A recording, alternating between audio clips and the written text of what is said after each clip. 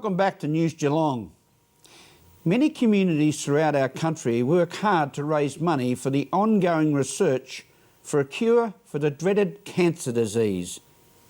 Would you walk 400 kilometres for $15,000?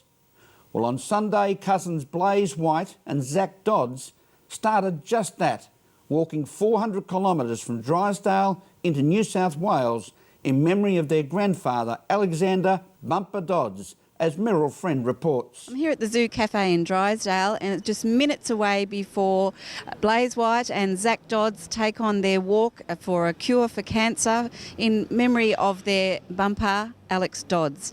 And they've already raised $15,000. They're going to be walking 400 kilometres to Tokemwal, and we wish them all the very best. Can we say 3 cheers for the boys? Ready? 1, 2, 3. Hip hip.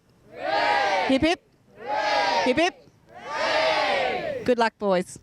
All right, and we're joined with Blaze White and Zach Dodds and their nana, and you're finally to the point now of starting in a few minutes' time to your walk from Drysdale to Tokemwal, over 400 kilometres in 11 days. How are you feeling, Blaze?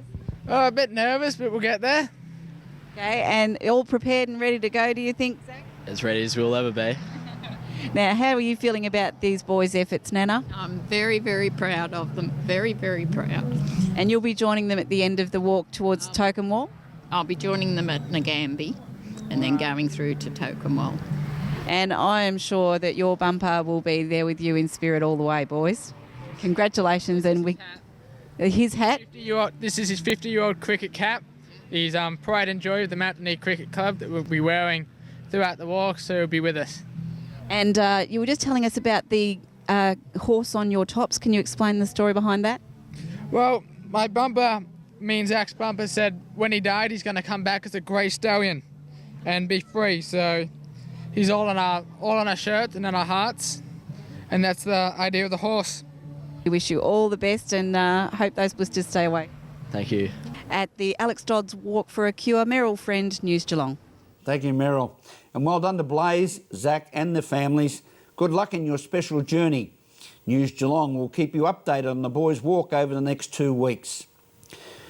Surf Coast Shire Mayor Libby Coker is saying, let's set things straight in regards to the Torquay Janjuk 2040 Sustainable Futures project that will involve the community in determining the future look, growth and services in Torquay and Janjuk.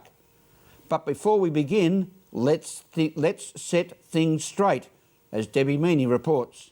The Torquay Janjuk 2040 project offers individuals a chance to have their say online about the growth of the area. I caught up with Libby Coker, the Surf Coast Shire Mayor, to fill us in on the project. So Libby, where are we at the moment with the 2040 project? Well, 2040 Sustainable Futures for Torquay and Janjuk is a project looking at development, how we want these coastal townships to grow into the future. At the moment, these towns are growing rapidly, fastest growing outside the metropolitan area of Melbourne.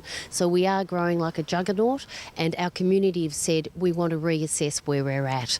So we've introduced this project, which is supported by our state government, and we're asking community, well, how do you want to see the town grow? Do you want us to have more condensed high-rise in the middle of town? Do you want to see open space used in more productive ways? So it's actually a very exciting project. We're halfway through the project.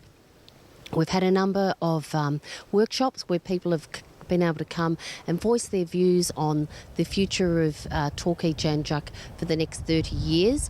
And we've also had listening posts where people can come meet someone in the street next to our surfboard, which is sort of a symbolic sign of our lifestyle, and have a chat about what they see as the future and what they want for these towns. And ultimately, when this project is completed in June next year, we will have to then council actually adopt a process for the future and then advocate to our state government to fund it and to actually agree with us on a number of things. This is Debbie Meaney in Torquay for News Geelong. Thank you very much, Debbie. This week, work started on the biggest water infrastructure project in Geelong's history. The Premier, John Brumby, turned the first sod for the Melbourne to Geelong pipeline, which will boost Geelong's water supplies by 50% by the end of next year. News Geelong was on location speaking with Mr Brumby and local MLA Michael Crutchfield. Michael Crutchfield, Member of Legislative Assembly for South Barwon. A big announcement, probably the biggest water announcement as far as the City of Greater Geelong and surrounds are concerned today by the Premier of Victoria, Mr John Brumby.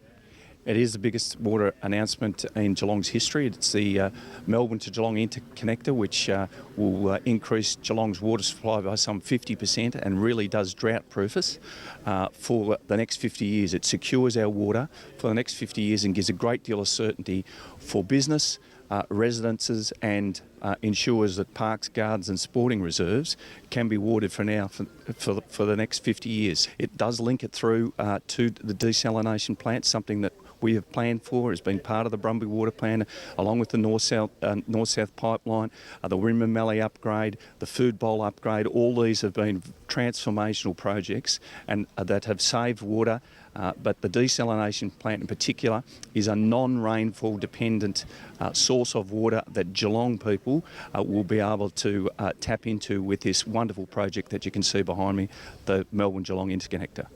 And importantly, we'll also link into the big growth area out the south of Geelong in my patch, the Armstrong Creek. So it's a great vision for the future and will also be terrific for our people on the south side of the river. It is a fantastic project, and when this project is up, again, as you said, at the end of 2011, we increase our water supply by some 50%, and Geelong will not be going back to stage 4 in my lifetime or yours. A great foresight into the future. Well, I think it is. It's a great project and it secures Geelong's future and 60 towns around Geelong literally for the next 5 decades. And that's the beauty of this project. It's a project for today, but it's a project for tomorrow and a project for decades to come. And we'll settle Geelong's water problems until at least 2055. Yeah, I think if you look at there's a great graph there that Barwon Water's put up, and it shows exactly why. This project is needed, and it's needed because without it, Geelong and the towns around it would literally potentially run out of water in the future. So we need this for today, and we need it for tomorrow. This is News Geelong as we go to a break and return with a world of sport and weather after this.